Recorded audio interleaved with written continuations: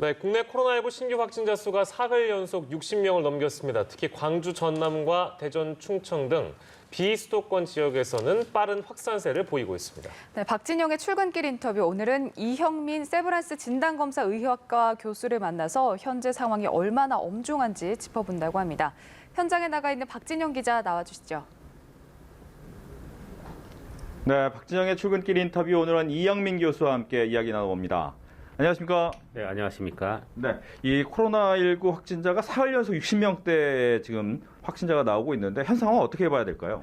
예, 현 상황은 어저께 있었던 중앙재난안전대책본부의 이제 자료를 보시면요.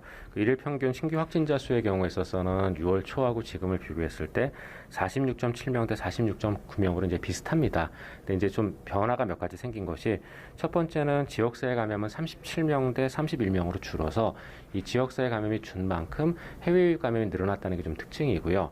그다음에 지역사회 감염의 경우에 있어서 수도권 감염이 6월 초에는 33명이었는데 지금은 19명 정도로 수도권의 감염이 줄었고 그만큼 또 다른 지역에서의 감염이 늘었다는 게 특징입니다. 그래서 지금 현재의 그 코로나19의 국내 상황은 해외 유입 감염이 늘어나고 있고 그다음 수도권의 감염은 줄었지만 아직도 하루에 20명 정도로 적지 않은 숫자이기 때문에 저희가 관심을 갖지 않으면 폭발할 가능성은 아직 남아 있으며 그다음에 수도권 감염에 영향을 받은 다른 지역의 감염들, 예를 들어 대전이나 광주 같은 지역의 감염들이 속속 생기고 있는 상황이라고 볼 수 있습니다. 네, 특히 이제 감염 경로를 알 수 없는 깜깜이 감염자가 10%가 넘어섰단 말이죠. 그렇다면 이제 거리 두기를 좀 더 강화해야 되는 거 아닙니까?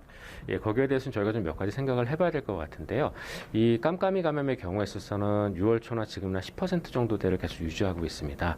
그런데 이 깜깜이 감염의 경우에 있어서 방역 당국의 그 시야를 벗어난 감염이기 때문에 저희가 주의를 해야 되는 것은 맞습니다. 근데 이 주의를 사회적 거리두기를 강화하는 방식으로 가져갈 것이냐는 좀 고민을 해봐야 되는데요.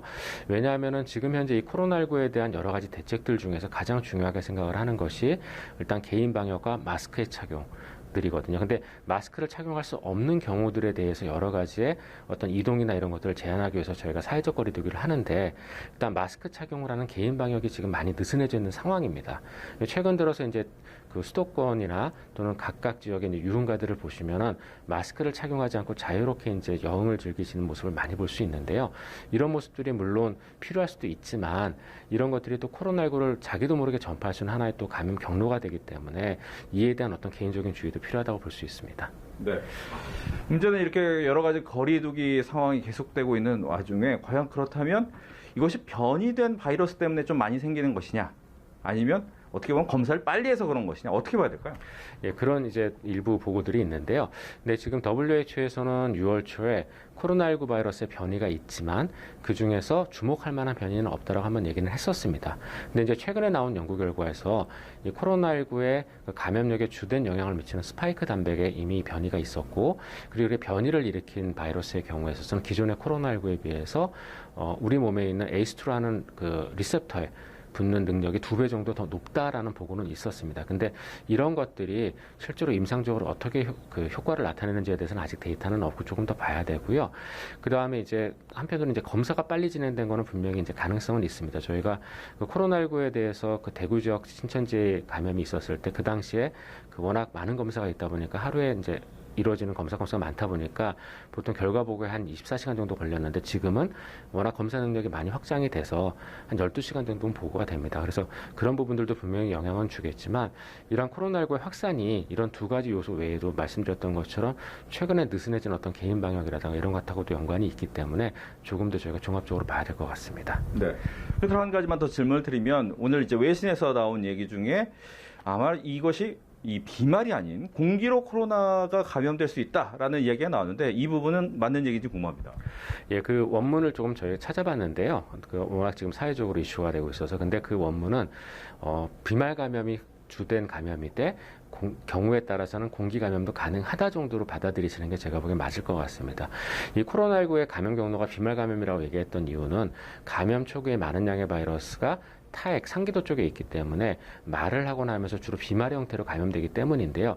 근데 문제는 이러한 비말과 공기 매개의 차이라는 게 어떤 바이러스의 가장 고유한 특성 때문에 생기는 게 아니라 바이러스가 어느 부위에 어떻게 있느냐에 따라 달라지는 거거든요.